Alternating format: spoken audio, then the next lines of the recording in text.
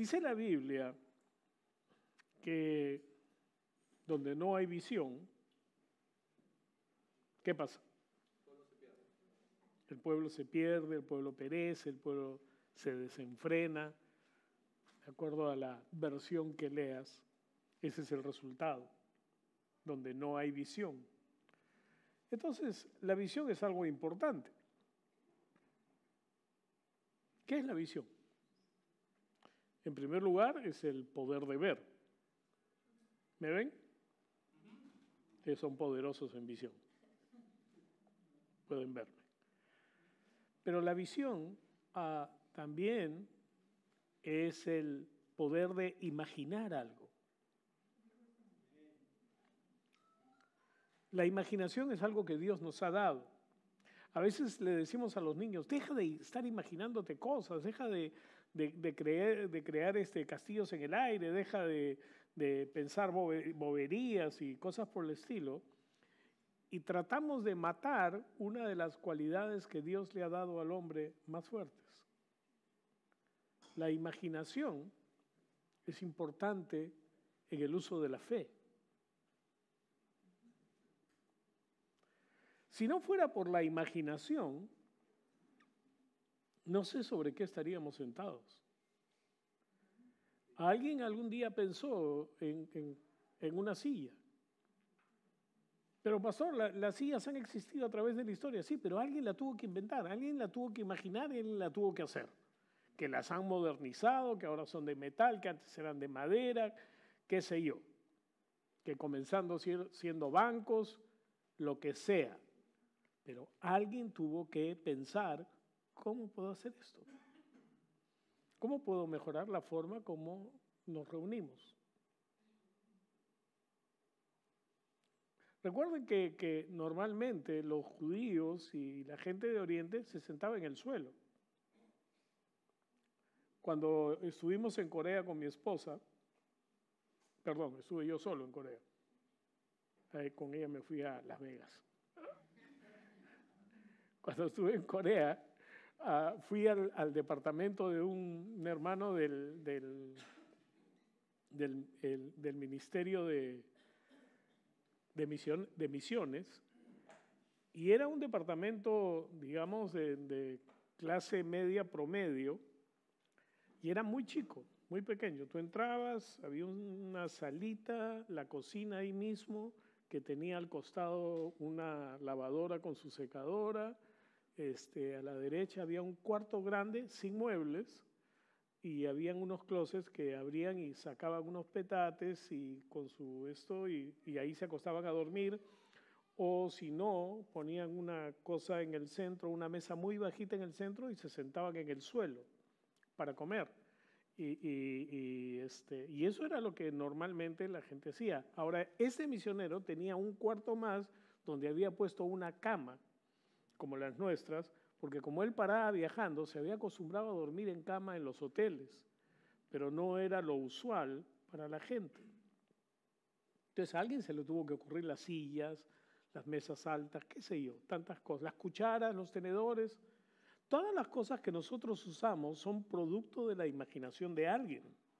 La ropa es producto de la imaginación de alguien, ¿no? Y hasta ahora, pues los modistas, las modistas, están diseñándonos nuevos modelos, nuevas formas, ¿no? Y nos hacen sentir que nuestra ropa está vieja, que ya tenemos que cambiarla porque ya está en desuso, que la corbata es muy ancha, que la corbata es muy flaca, que ya no se usa corbata, qué sé yo, tantas cosas que son producto de imaginación. Igualmente los carros en que nos movemos o los aviones o las computadoras. El otro día no he visto la película completa. Ahora muy rara vez veo una película completa, pero vi una parte de la película Jobs, de Steve Jobs. Y que bueno, pues cómo comenzaron a pensar en las cosas y de repente él veía algo y comenzaba a imaginar y hablaba con Wozniak y quedaban en hacer algo y bueno, comenzaron a hacer las cosas, ¿no? Y todo eso es producto de lo que Dios nos dio, que se llama imaginación, que es parte del poder de la visión. Tú te imaginas algo. A veces cuando alguien te dice, sí, a mí me gustaría hacer eso, son tonterías, oye, no estés pensando tonterías, y aplacamos y apagamos el fuego que la persona puede tener al estar imaginando que puede hacer algo, al estar imaginando que puede llegar a algo, al estar imaginando que puede hacer esto o cualquier cosa en realidad. ¿Por qué? Porque al ser todo producto de la imaginación, entonces la imaginación es una clave en nuestra vida, el poder de la visión es una clave en nuestra vida, que tú puedas ver algo que no existe con el propósito de o llegar a ello o lograr lo que quieres lograr o hacer algo que nadie hizo antes. Cuando a Dios se le ocurrió la creación, nadie lo había hecho. Cuando se le ocurrió crear a los ángeles, Él estaba solo. Bueno, eran los tres, pero estaban solos. Pero tuvieron que imaginarse a los ángeles. Tuvieron que imaginarse la creación, el mundo. Tuvieron que imaginarse a cada uno de nosotros, de la forma como somos. ¿Saben? Dios sabía que el hombre se iba a revelar a Él, y Dios sabía que el hombre se iba a dividir, y Dios sabía que el hombre iba a tratar de hacer las cosas. Escuchen bien, cuando se hizo la Torre de Babel, los hombres tenían un mismo idioma. Y cuando Nimrod dijo, hay que hacer una torre que llegue al cielo, el propósito era, nosotros somos dioses, vamos a regir nuestras vidas. ¿Y el Señor qué dijo? Tenemos que bajar y confundir sus lenguas, porque sin duda van a lograr lo que quieren hacer. Había alguien que tenía una visión, y al tener unas mismas palabras, podían lograr cualquier cosa. La visión, las palabras y la acción. El ver, el hablar y el hacer. Es lo que hace la diferencia. Sea bueno o sea malo. Hay gente que ha conquistado y ha extendido imperios usando un montón de procesos y de cosas, pero por motivos malos, por motivos de tener a la gente completamente sujeta a ellos, pero avanzaron mucho y muchos lograron hacer mucho. Hasta ahora tenemos secuelas de los imperios y de cómo han tratado y tratan a sus súbditos. No quiero hablar mal de ellos, pero los ingleses que no nacen en la isla, son ciudadanos de segunda categoría. No tienen los mismos derechos que los que nacen en la isla. Y eso es producto del imperio. Nosotros somos los que mandamos. ¿Y eso fue producto de qué? De una visión del desarrollo del gobierno del hombre por el hombre, nada más. Entonces, ¿cuál es la visión que tú tienes de tu vida? ¿Cuál es la visión que tú tienes de tu negocio? ¿Cuál es la visión que tú tienes de tu familia? ¿Cuál es la visión que tú tienes para tus hijos? ¿Saben una cosa? A veces desarrollamos una visión, digamos, de un negocio, y queremos hacer esto y queremos hacer lo otro porque queremos tener suficiente dinero para comprar aquí, para comprar allá, para comprar esto, pero también sacrificamos a nuestra familia por el dinero. Yo les he contado de una pareja de ancianos que vino a mi oficina en una oportunidad. Ellos eran dueños de una empresa farmacéutica, tenían cualquier cantidad de plata, propiedades en varias partes del mundo, tenían mucho, mucho dinero, pero estaban angustiados porque sus hijos, uno, no caminaban con ellos, y el último, que bueno, no era un muchachito, ya tenía más de 40 años, era un drogadicto. Y le echaban la culpa a su papá de todo lo que había pasado. Y la señora me decía, ellos no se dan cuenta que su papá trabajó todo el tiempo. Él estuvo trabajando para tener todas las cosas que tenemos ahora. Y yo le pregunté al hombre, si usted hubiera sabido lo que sabe hoy, en ese tiempo, ¿hubiera hecho lo mismo? Y me dijo, de ninguna manera. Hubiera pasado más tiempo con mi familia. ¿Por qué? Porque se concentró tanto en trabajar para alcanzar lo que alcanzó, logró hacer lo que quería, pero al costo de su propia familia. Entonces, la visión de la vida tiene que ser una visión completa que enmarque todo, que enmarque tu matrimonio, tus hijos, tu negocio o tu actividad, en lo que tú hagas, pero que lo enmarque todo de manera que todo pueda ir en forma armoniosa y a la velocidad que debe ir, porque tampoco es cuestión de buscar hacerse rico de la noche a la mañana. La Biblia tiene un montón de advertencias respecto a buscar hacer dinero muy rápido. Sin embargo, el que construye paso a paso hace las cosas seguras. Hace las cosas seguras. Ahora, ¿por qué es esto tan importante? Porque si Dios nos dio la imaginación, Él quiere que la usemos y que la desarrollemos. Hay gente que tiene temor de dar pasos, de dar algunos pasos en su vida que puedan mejorar las cosas de su vida, mejorar las cosas de su familia. ¿Por qué? Porque es el temor al fracaso y ese es el temor del diablo. La Biblia dice que Dios no nos ha dado espíritu de temor, sino de poder, amor y dominio propio. No nos ha dado espíritu de temor, sino de poder. Es decir, lo que tenemos que hacer, evidentemente, cuando es algo que nunca hemos hecho, cuando estamos dando un paso supuestamente al vacío, tú tienes que tener la confianza de que si lo que estás haciendo ha sido inspirado por Dios, entonces tiene un sustento. Aunque pueda ser difícil al principio, aunque pueda ser doloroso al principio. Yo recuerdo hace años, comencé a cambiar un poco mi rutina de mi tiempo de oración y salía del departamento donde vivíamos y caminaba alrededor de la residencial San Felipe, caminaba un buen rato dándole vueltas y iba orando a Dios y recuerdo que era más o menos fin de año y comencé orando por las cosas del próximo año y que Dios me mostrara lo que tenía y todo lo demás.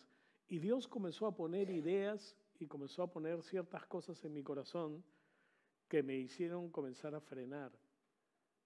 ¿Por qué? Porque Él me estaba hablando de que debía empezar una obra y que debía salir de donde estaba. Y la verdad es que yo estaba muy cómodo donde estaba. Les voy a decir lo que pasaba en ese lugar. Yo no era el pastor principal, era el copastor. Entonces no tenía la responsabilidad de manejar la iglesia ni la responsabilidad de la iglesia. Pero tenía muchas joyerías. Entre ellas, me pagaban la casa, me compraron un carro o me dieron un carro, pagaban el colegio de los chicos, les compraban el uniforme, los cuadernos, las cosas, nos pagaban luz, agua, teléfono, nos pagaban la gasolina del carro, nos pagaban, ¿qué más? Un seguro médico privado particular en una clínica para mí y toda mi familia. O sea, tenía un montón de cosas y aparte de eso me daban $1,500 solo para la comida. Entonces, estaba muy bien. No quería moverme de ahí. Decía, señor, yo comencé a analizar, ¿quién me está hablando? ¿Está hablando el diablo que me quiere sacar de este lugar de bendición o quiere?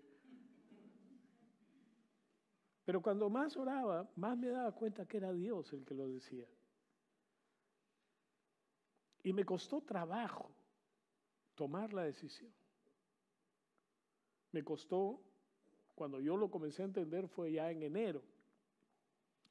Y me costó hasta octubre tomar la decisión. Y fue la decisión más difícil de mi vida. Yo hablé con mi esposa siempre linda, dispuesta a seguirme a donde sea, aunque ella no estaba del todo de acuerdo porque ella entendía y qué va a pasar con los chicos, qué va a pasar con el dinero que vamos a necesitar, de dónde va a salir, quién va a pagar esto, quién va a pagar el otro. Y dimos el paso. Salimos. Y cuando salimos, wow, todas las cuentas se pagaron, todo pasó bien. No, hermanos, el barco se movía pero que daba calambre. Parecía que tenía más huecos que madera. Y era terrible. Y miren, el día que salimos de la iglesia, a mi esposa le dio un ataque de apendicitis. El mismo domingo que nos despedimos de la iglesia, le dio un ataque de apendicitis y el diablo comenzó a martirizarme. Ya ves, sacaste a tu familia de la cobertura, de la protección de Dios. Y ahora, fíjate. Fue terrible. Fue terrible pensar en estas cosas en ese tiempo. Y yo decía, Señor, yo sé que he hecho tu voluntad, yo sé que he hecho las cosas bien, yo sé que he hecho las cosas de la manera correcta. Es más, cuando salí de la iglesia le dije que no me pagaran nada, solo me pagaran el último mes y no tenían que hacerme una liquidación de todos los años que había trabajado, ni nada por el estilo. Solamente tenían que hacerme la cuenta y yo iba a firmar una carta donde estaba donando todo eso a la iglesia. Y lo hice. Y salí solo con mi último sueldo. Había trabajado 12 años con ese hombre. Salí solo con mi último sueldo. ¿Saben cuánto me duró? Una semana. Pues. Y entonces comenzó a moverse el barco y comenzamos a dar la pelea y a no pagar la casa. Y hablé con el dueño de la casa, que vivía en California. Le dije que le iba a pagar en diciembre y le pagué en diciembre todo el alquiler. Y cada cosa que teníamos que pagar, el colegio de los chicos, todo comencé a postergarlo y dije, en diciembre les pago. Un mes pagaba el agua, el otro la luz y estábamos así. Y a veces solo nos quedaba el dinero para pagar la movilidad, para ir a la iglesia para el próximo servicio. Y fue un año espectacular, tremendo, viendo el poder de Dios fluir en la iglesia, viendo la obra crecer, viendo todo avanzar y nosotros con el agua arriba de la nariz, no en el cuello. Pero ¿sabe una cosa? Sabíamos que habíamos hecho lo correcto. ¿Por qué? Porque la visión es la visión del futuro, no del presente. Lo que hay que tomar decisiones en el presente para llegar a ese futuro. Hay que tomar decisiones de calidad en ese presente para llegar a ese futuro. Y si tú crees que ahora hemos llegado a donde Dios nos dijo que debíamos estar, no estamos ni a la mitad, hermano. Recién estamos avanzando, somos el huevo de lo que vamos a hacer.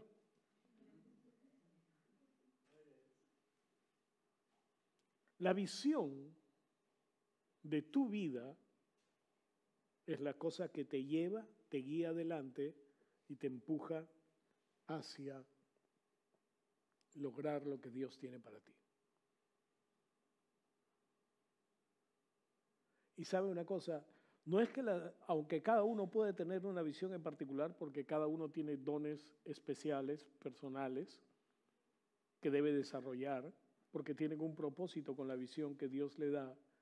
Ninguna visión es independiente.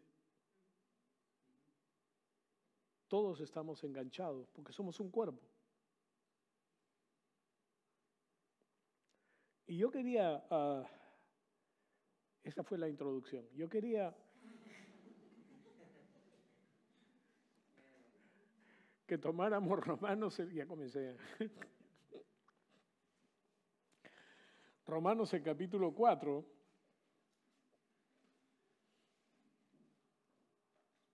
versículo 17 en adelante, y tú dices, ¿otra vez va a predicar sobre ese pasaje, pastor? Sí, otra vez voy a predicar sobre ese pasaje.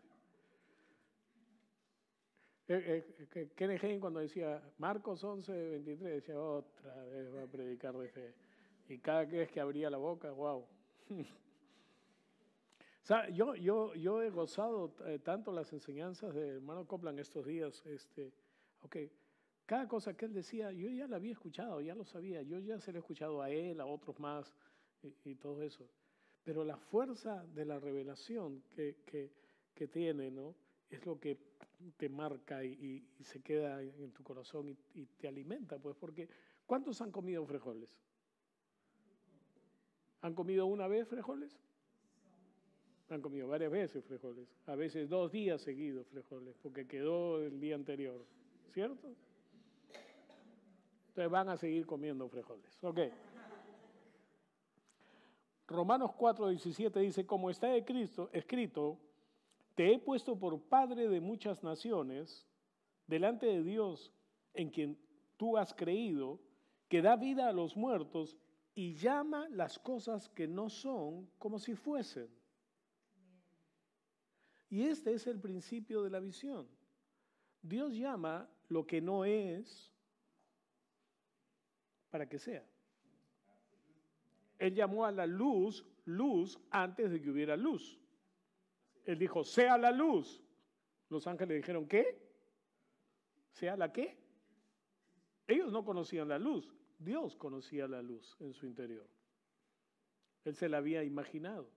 Él se imaginó cada mundo, cada cosa que iba a hacer para poder hacerla. Él no dijo, ¿no?, que se produzcan los peces del mar y wow, mira, uy, qué bonitos salieron. No, él ya los conocía. Ya los había tenido en su mente y en su corazón. Cuando te creó a ti, no lo sorprendiste. No dijo, uy, me salió muy chato. No, no. Él ya sabía cómo iba a ser.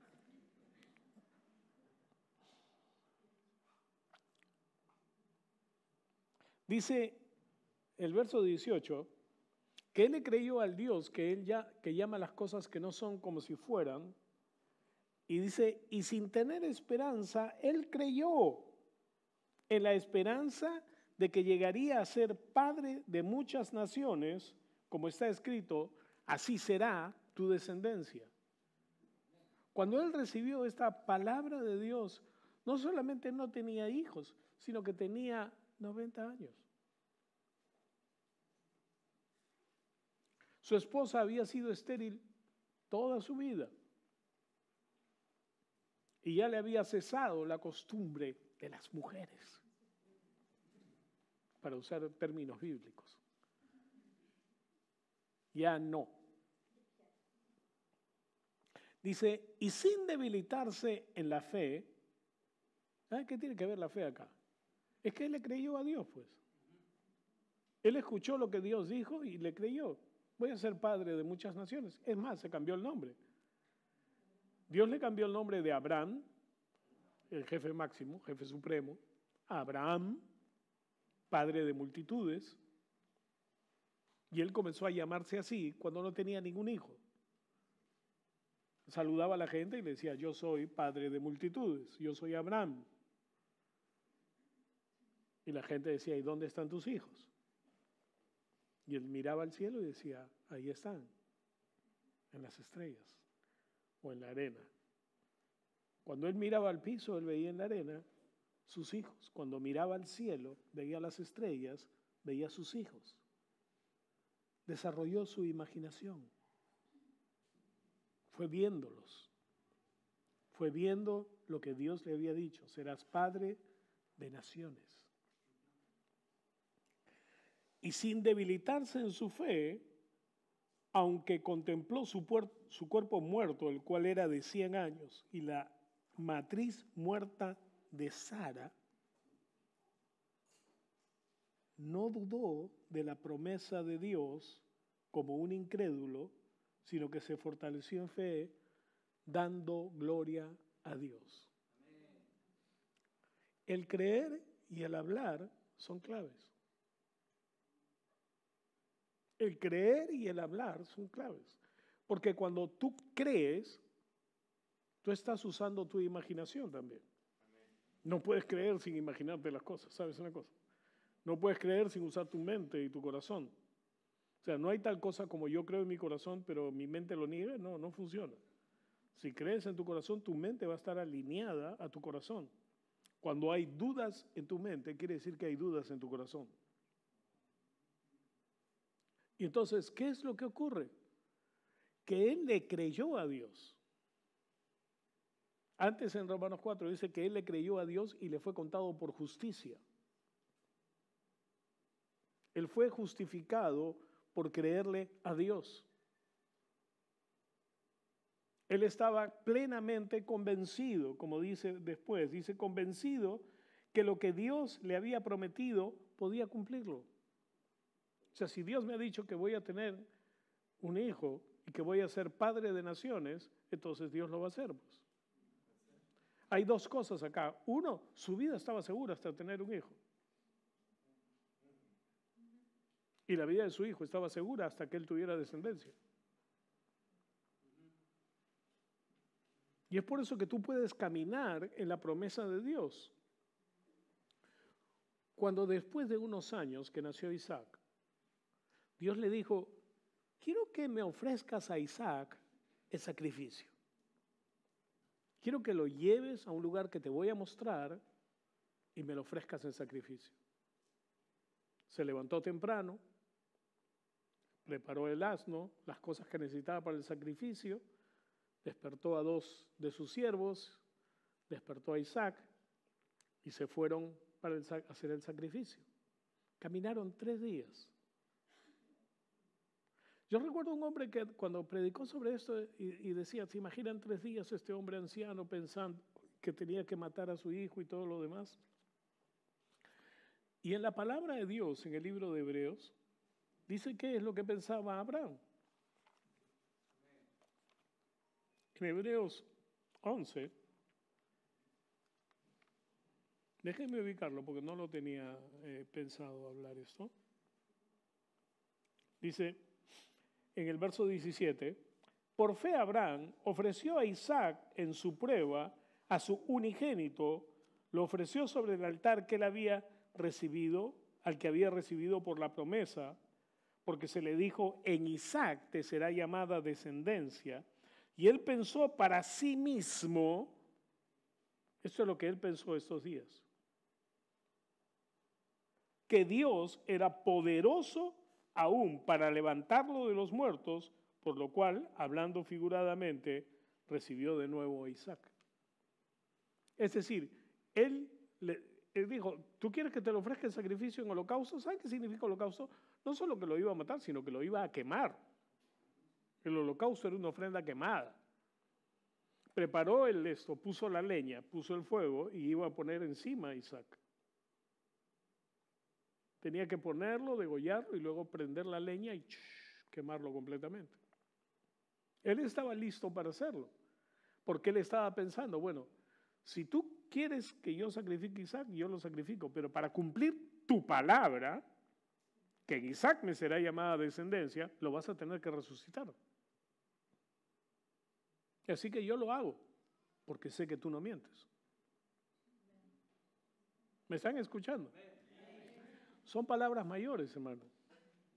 Porque normalmente cuando sentimos que estamos haciendo algo de parte de Dios, a veces viene el temor de lo que naturalmente puede pasar. Por ejemplo, dentro de un rato vamos a recoger diezmos y ofrendas. ¿Y qué es lo que pasa con tus diezmos? tú comienzas a pensar, no, pero tengo que pagar esto, tengo que pagar lo otro, tengo que hacer aquí. Ya viene el cumpleaños de mi esposo o de mi esposa o de mis hijos y tengo que usar más plata para esto, para el otro. Creo que este mes no voy a diezmar. ¿Qué es lo que Dios dice respecto al diezmo? Que debemos traer el dinero a la casa de Dios y que Él va a proveer todo lo necesario. ¿Pero le creemos?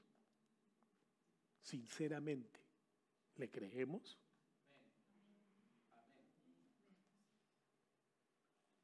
Ese es uno de los problemas. Cuando calculamos las cosas naturalmente antes de actuar espiritualmente. Yo he hablado con un montón de gente y a veces le digo, bueno, necesitas tomar tiempo para orar y leer la Biblia. Me dicen, no tengo tiempo. Yo trabajo mucho, mi trabajo es extenuante. Todo el día tengo que estar haciendo esto, haciendo lo otro. Y entonces, cuando yo me levanto con las justas, tomo un café y salgo de mi casa para esto. Y bueno, oro en el carro, oro en el ómnibus. No estoy hablando de eso. Estoy hablando de tomar un tiempo para Dios, para estar con Dios a solas. Así como es importante que tengas un tiempo con tu esposa a solas, con tu esposo a solas, que tengas un tiempo para hablar con tus hijos, para pasar tiempo con tus hijos. Tienes que tener un tiempo con Dios. ¿Cómo vas a desarrollar confianza en Él si no lo conoces? Oh, no, pastor, yo recibí a Jesús. Yo sé eso. Eso no es suficiente.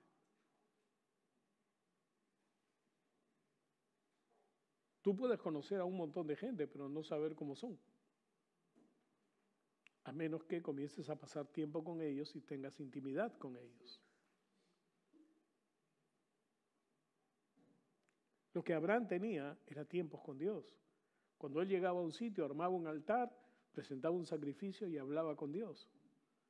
Y ese lugar se quedaba ahí y él permanentemente iba a ese lugar. Moisés permanentemente iba al tabernáculo para tener un tiempo con Dios y escuchar de Dios. Y era el gobernante de más de 2 millones de personas.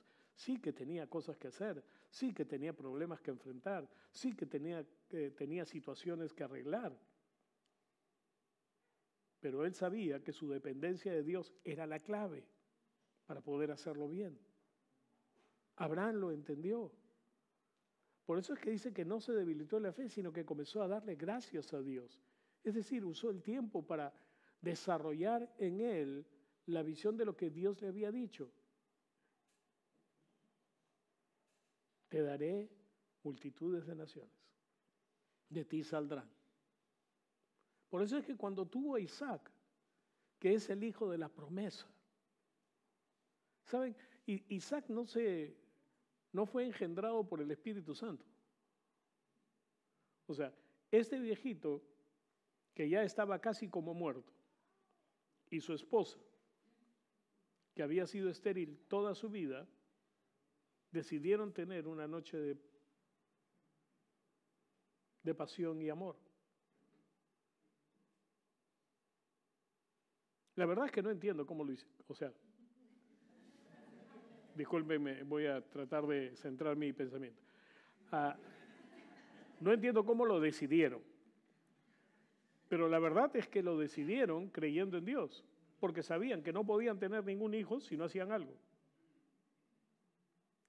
Tú no puedes tener algo en tu vida si no haces algo.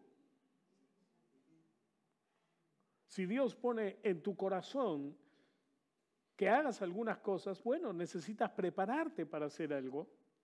Necesitas conseguir gente que sepa cosas que tú no sabes, que sea de apoyo para lograr lo que tú quieres hacer.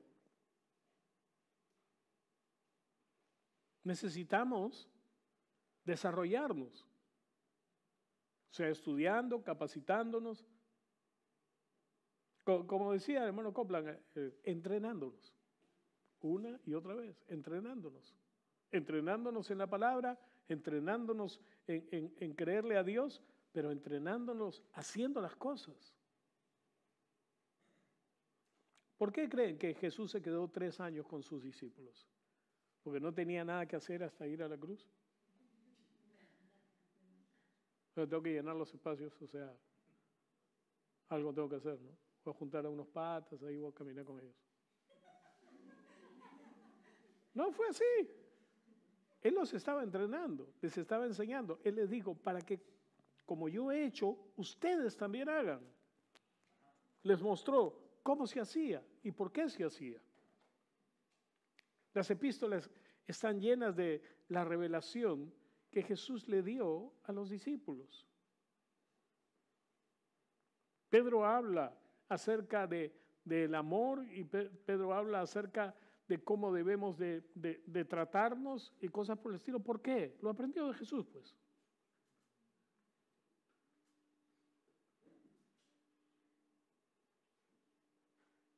Jesús mismo fue un hombre de visión. En Hebreos, el capítulo 12, dice, en el verso 2, dice, puestos los ojos en Jesús, porque Él fue el autor y consumador de nuestra fe, quien, escuchen bien, quien por el gozo puesto o que había para Él, soportó la cruz, despreciando el oprobio y se sentó a la diestra del trono de Dios. Es decir, Él sabía dónde iba a terminar, pero también sabía cuál era el camino y lo que iba a pasar para llegar ahí, pero lo pasó.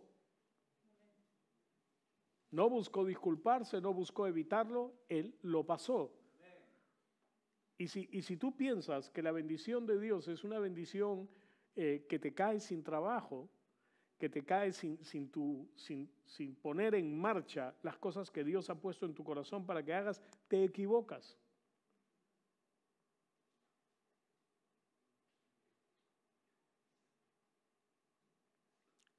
La Biblia nos enseña que haciendo las cosas correctamente, con motivos correctos, por motivos correctos, es donde está la bendición de Dios.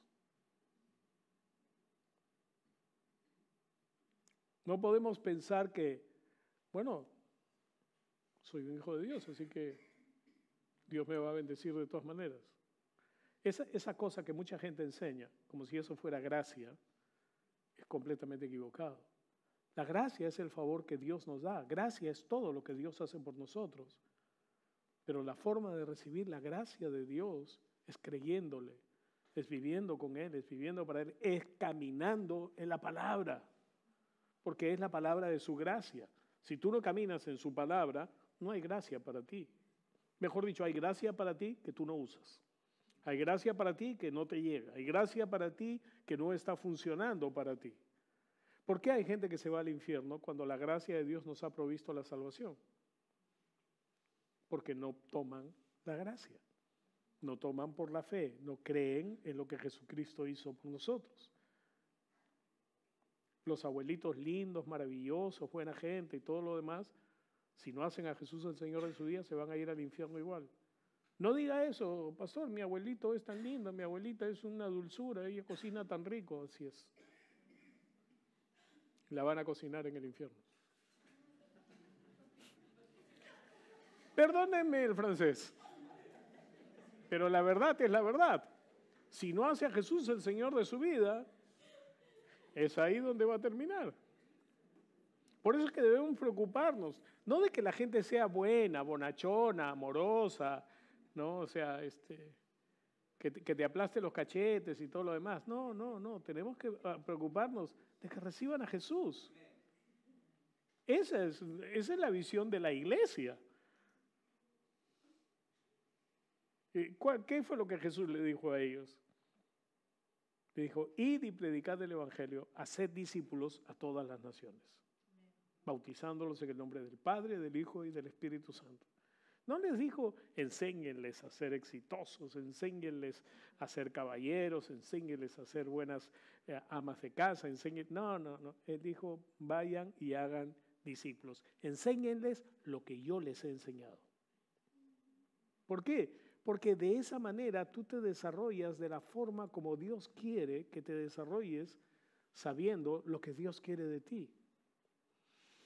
Por eso le hice repetir eso. Tú eres lo que Dios dice que tú eres. Pero hay gente que no sabe quién es ni para qué existe.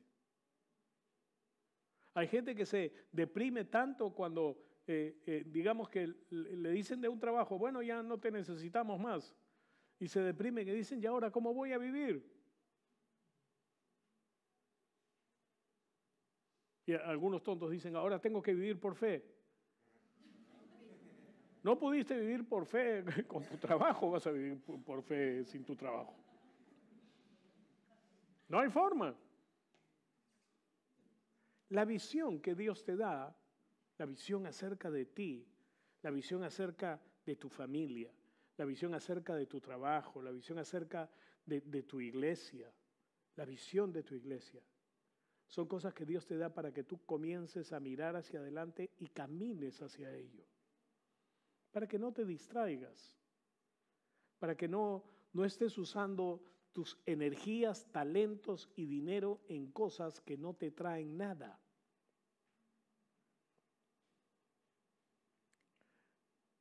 Hay personas, ¿cuántos acá tienen una Biblia? Una Biblia así, no en su teléfono. Levante su mano si tiene una Biblia, con ganas. Ya, hay un montón que no han levantado la mano, quiere decir que no tienen Biblia. Pero gastan dinero en una buena comida. Gastan dinero en salir de viaje. Pero no pueden invertir 50 soles o 100 soles, cuando quieren una buena Biblia, en comprarse una Biblia. Hay gente que me dice, me gustaría aprender de esto. Y yo les recomiendo un libro y me dice, ¿me lo puede prestar? No, cómpratelo.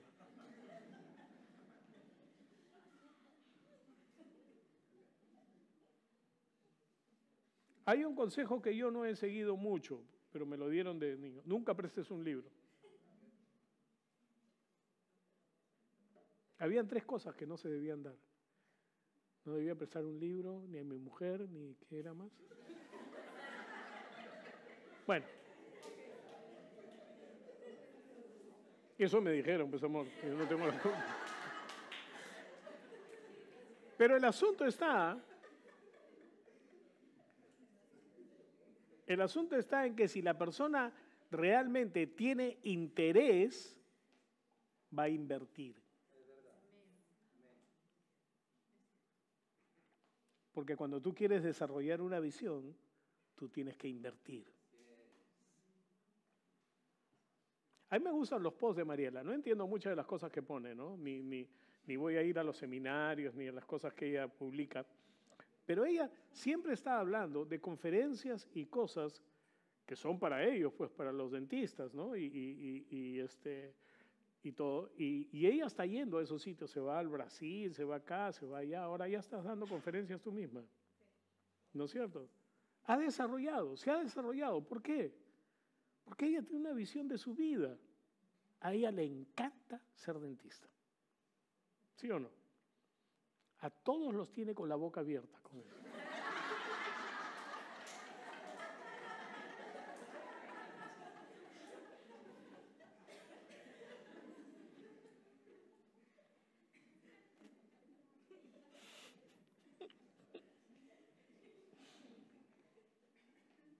Cuando tú desarrollas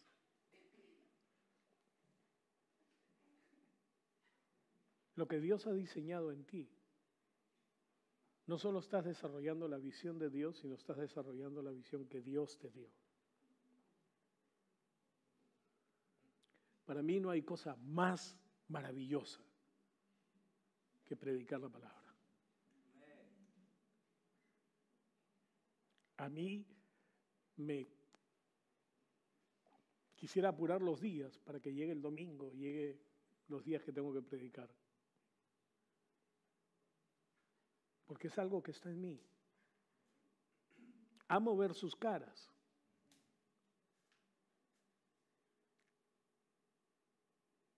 Pues eso es lo que yo soy.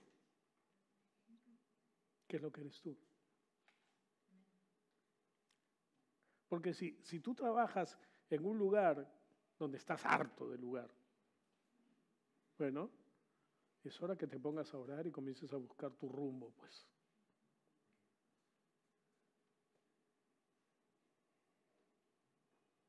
Es hora que comiences a orar para buscar tu camino.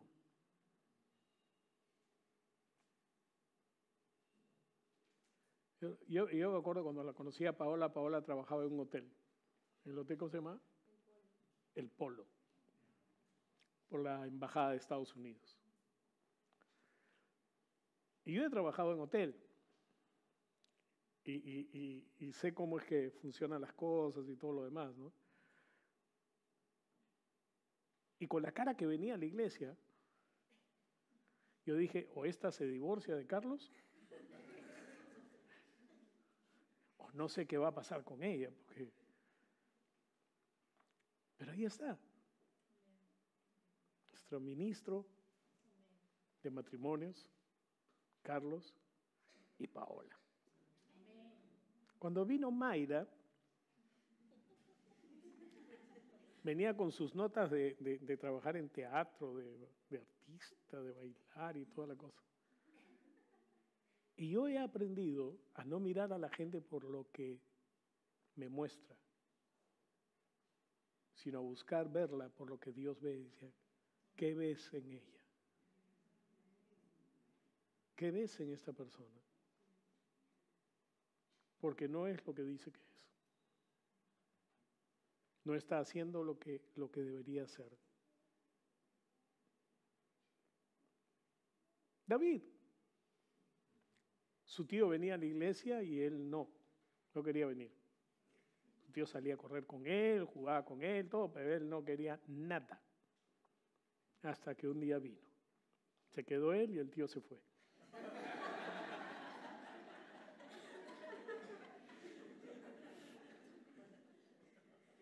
Esos son nuestros ministros.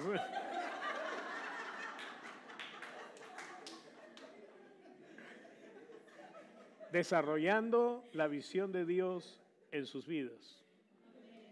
Haciendo lo que Dios les ha dicho que hagan. Y ¿sabes qué? Para hacer la voluntad de Dios no te tienes que convertir en un ministro. La Biblia dice que todos somos ministros de la reconciliación. Así que solo tenemos que ejercer ese ministerio. Pero también hacer las cosas que debemos hacer. También hacer las cosas que debemos hacer. Una palabra puede cambiar la vida de una persona. Una actitud puede cambiar la vida de una persona. Abraham le creyó a Dios y comenzó a tomar pasos de acuerdo a lo que le había creído. Y comenzó a hablar de acuerdo a lo que le había creído. Se comenzó a llamar a sí mismo Padre de multitudes. Y tuvo con su esposa el hijo de la promesa. Y cuando Dios le dijo, quiero que me lo ofrezcas, él estuvo dispuesto porque sabía que Dios podía resucitarlo. Ahora, lo que Abraham no sabía es que estaba proveyéndole a Dios la forma como iba a traer a su hijo al mundo. Amén. La gloria que Dios ha preparado en su gloria para cada uno de nosotros es tremenda. Pero eso no quiere decir que no haya victoria y bendición para nosotros en la tierra. La cosa es que debemos hacer las cosas como Dios quiere que las hagamos, no deseando las cosas del mundo. No pienses que ser bendecido es, bueno, yo quiero tener una casa de 3 hectáreas, ¿no? Con todo, ¿no? Con una escalera para subir, otra para bajar y otra que no vaya a ningún lado. Cosas por el estilo. O sea, esa no es la victoria. La victoria es hacer lo que Dios quiere que hagas. Conocí a un hombre en Iquitos, tenía unos 70 años cuando yo lo conocí. Él tenía alquilado un segundo piso en un lugar ahí en la ciudad donde tenía su congregación, que era de un tamaño más o menos como la nuestra en ese momento. Y su corazón era, además, ir por los ríos y comenzar a ganar a los pueblos que están en los ríos, y ya había ganado unos 30 pueblos más o menos, y en cada uno había puesto un pastor, ¿no? Y el pastor en realidad era además el jefe del pueblo, porque todo el pueblo estaba convertido, convertía a toda la gente. Pero su visión en la ciudad era adquirir toda la manzana y construir la iglesia y un colegio y algunas cosas más ahí en toda esa manzana. Y era tan lindo su corazón. Y tú podías escuchar a ese hombre ya de edad, cómo es que iba con su peque, que se llama no es que peque, es que el motor, los motores esos hacen peque, y en su lancha así yendo de pueblo en pueblo, y entregando su vida por eso. No tenía un montón de dinero, los gringos no venían y le daban las cosas, no. Él las hacía. Más o menos unos 20 años después, regresé a Iquitos, su hijo estaba a cargo de la iglesia. Y lo primero que me di cuenta cuando llegué a la iglesia es que toda la manzana era la iglesia. Lo que él me había enseñado en una maqueta era una realidad. Y el hijo había alcanzado 400 pueblos por los ríos. El viejo ya estaba enterrado. Se había muerto hacía años. Pero pude ver al hijo cumpliendo con la visión del padre. La había tomado como propia y él quería aún ganar más gente, quería llegar más allá, quería hacer mucho más obra. No estaba interesado en hacer una gran obra en la ciudad y que todos los de la ciudad vinieran acá. No, él quería los ríos.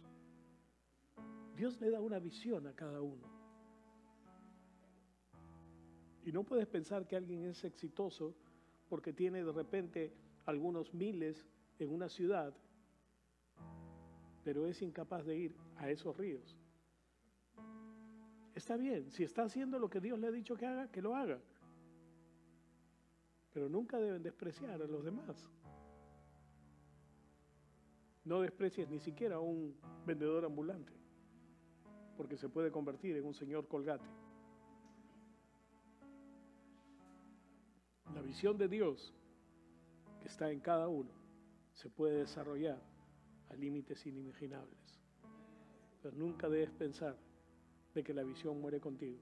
Si la visión muere contigo, no la lograste, no llegaste, porque tu corazón debe ser contagiar a otros y declarar que lo que haces, lo haces para Dios, para la gloria de Dios. Amén.